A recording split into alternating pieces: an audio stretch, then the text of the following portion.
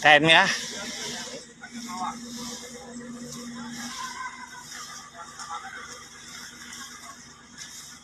มาแล้วนะของเราที่นะไม่กวาดเอาเลยครับเอาเลย นี่ ฮะ ไปพัดบ้านครับ ถูกไว้พัด ครับ ไว้บ้านเดี๋ยวพอเข้ามานะอยาก ไม่ได้ไปพอเตื้ออันนี้ก็ว่ามันพวกอย่า เปิดปักส้มละลูกน่ะ ครับ กำลัง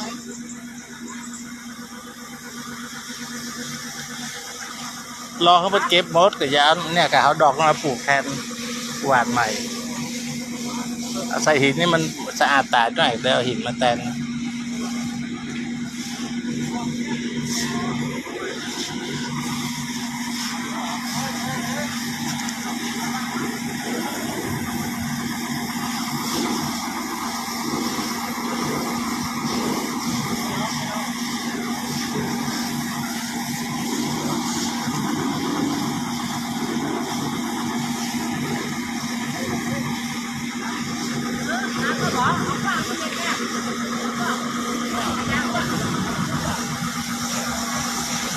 ร่วมด้วยช่วยกันจึงพระน